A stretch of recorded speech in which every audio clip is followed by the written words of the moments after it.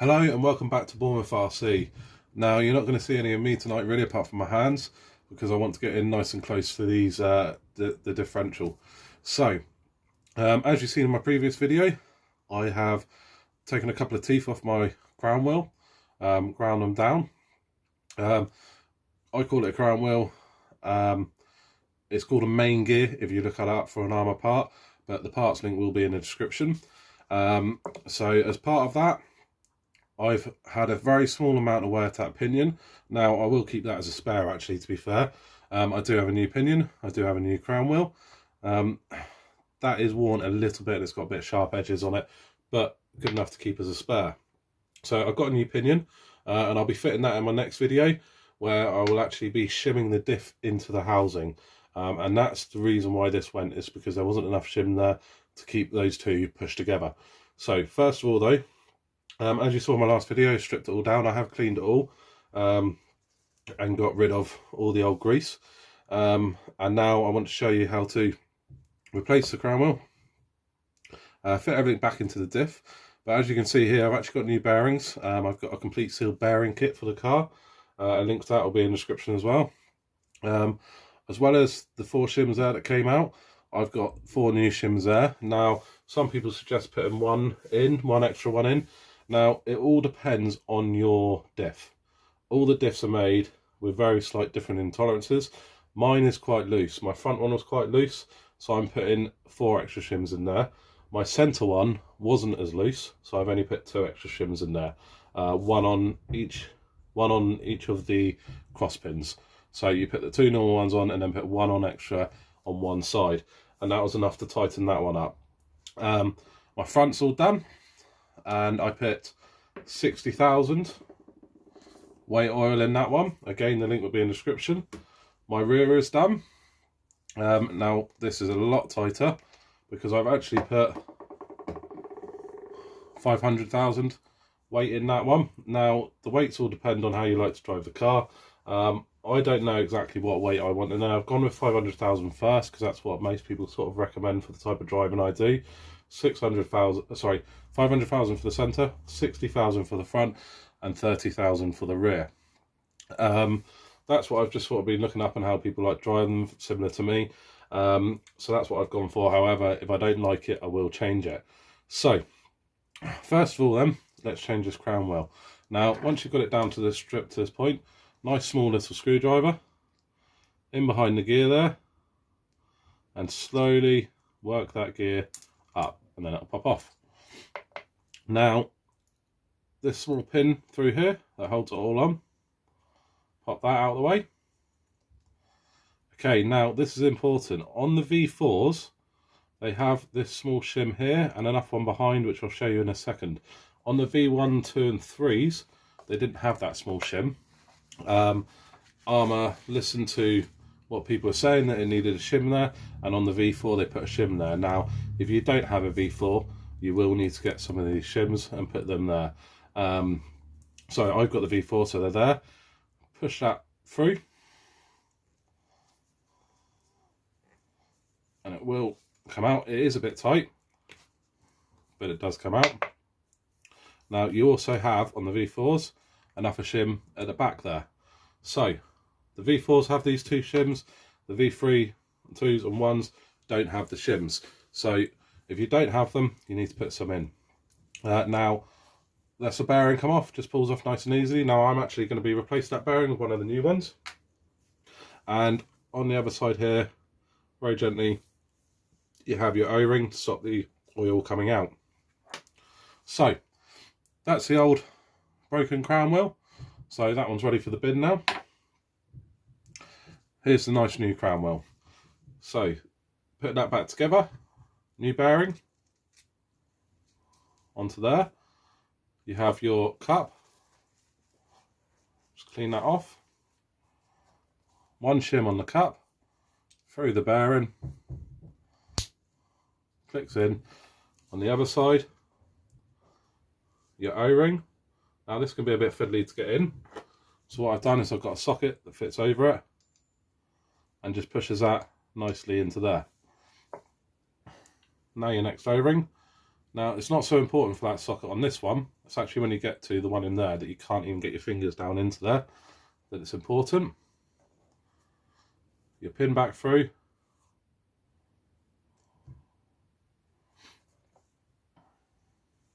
And then your main gear over the top there.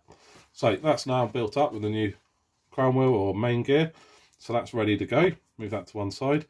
Now, you don't necessarily have to take this out. If you're just changing your fluids or you're shimming your diff, you can leave that in there. Unless you've got the V1, 2 or 3, because you need to put some new shims behind there. So to do that, simply in there, pop that out. I've had it out already, so it came out nice and easily. You've got your pin inside there. Slide it across. Pair of needle nose pliers. Pull your pin out. Pull your cup out. Now, my shim and O-ring has stayed in there, so I'll probably leave it in there because I don't need to get it out. I have checked it already. The shim and O-ring is fine. On the back here, exactly the same as before. You have your shim. If you've got the V4, remember to put one of them in. If you don't, the old bearing I'm not using. Just clean that off a little bit.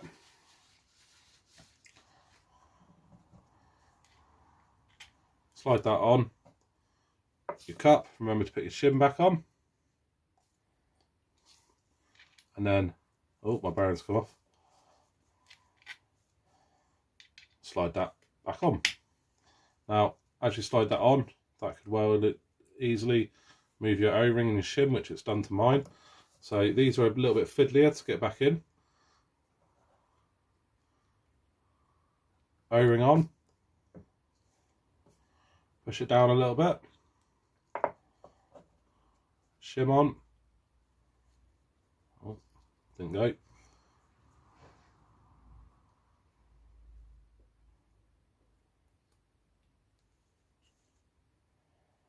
Okay, shim on. Now use your socket and just feel them push in down the bottom there.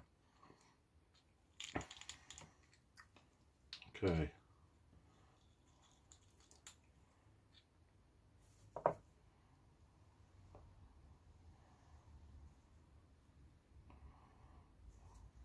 Now, to get your pin back in, get your pin on the end of your pliers.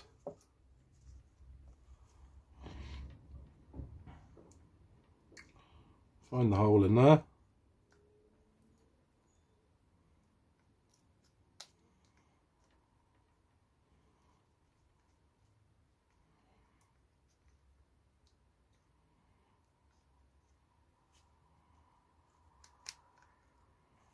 Slowly work that way up. Now my shim is actually pushing against with the O-ring, so just push that down there,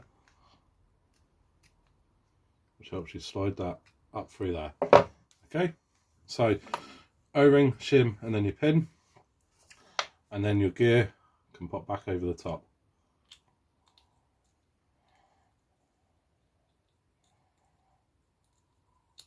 There we go. A little bit fiddly, but that's now in. So that's got the new bearing. I've got my shims on there, and you need to put them in if you don't have a V4. So that's ready to go. Now at this point here, I like to half fill these with fluid.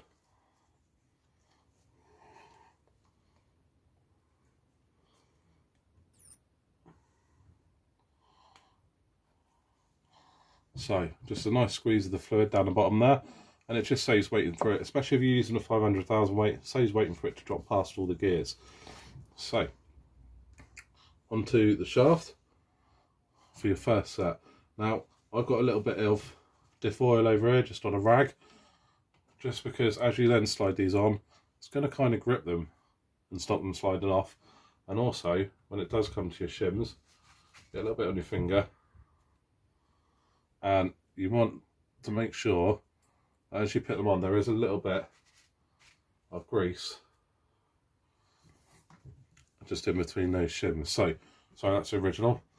So I put the first part of gear on, then the original shim, which is 0.15 thick, and then one of my new shims, which is 0.2 thick. And then your carrier here. Now it's important that those grooves go to the outside, so you've got the flat surface against the shims. So on there I've got the gear, 2 shims and the carrier. Now spin that round, drop a ton of oil on that as well.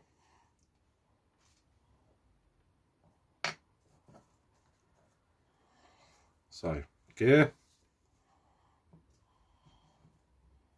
original shim,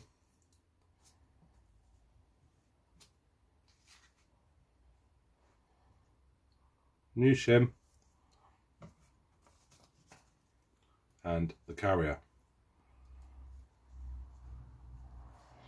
So it's important that when you put your first ones in, the groove out the centre there goes in facing upwards, because if not your next one won't line up over the top.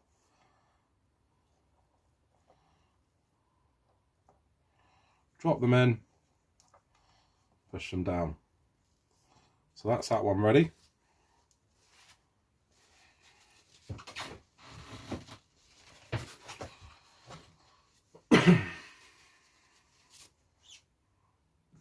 Now on to the next one. Just grab a bit of grease.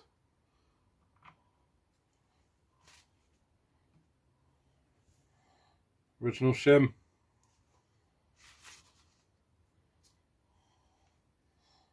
New shim. Carrier. But as I say, it all depends on how your diff is to how many shims you should put inside there. Okay, have a look at your diff. Don't just go with what everybody else is saying, because your diff might have very slightly different tolerances than everybody else's. Bit of grease.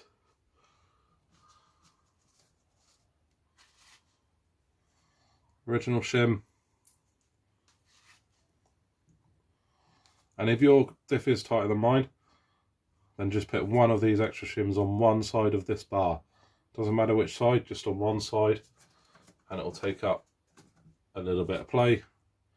And then your carrier. So with this one, obviously you need to make sure that the bar inside, the groove and the cutout, is facing downwards. So I need to spin mine over.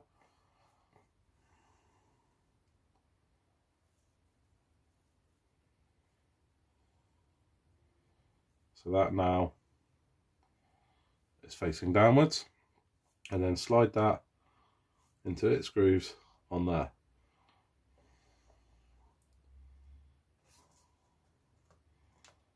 Now if they're not quite lining up, just twist the bottom a little bit and move the gears, and there we go, that's now lined up, ready to go. Finish with that grease now. Now this here isn't quite full up, so I'm going to put enough, a little dollop. You don't want this filled to the top, because the other gear, the other sub gear, has got to sit in there as well. So you don't want it filled right to the top, but you want a good amount in there.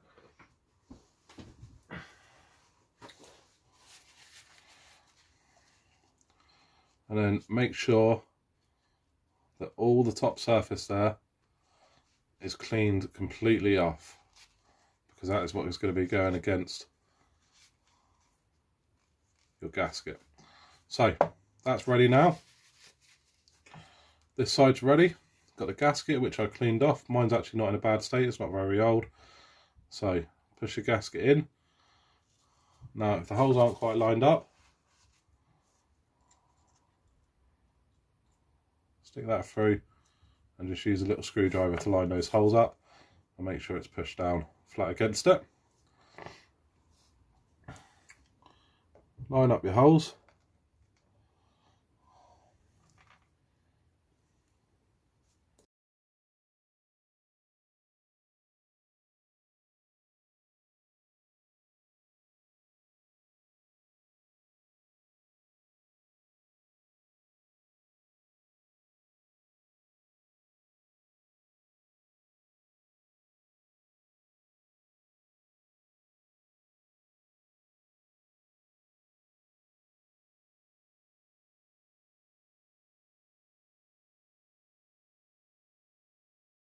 Okay, that's all done.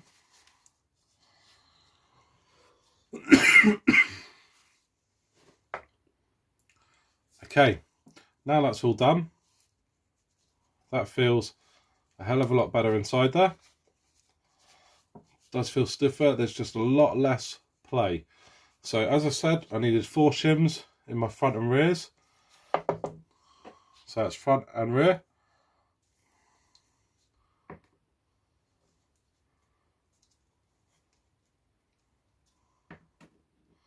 And I only needed 2 shims in my centre, and that one's really tight there because it's got the 500,000 weight in it. So that's my 3 diffs made.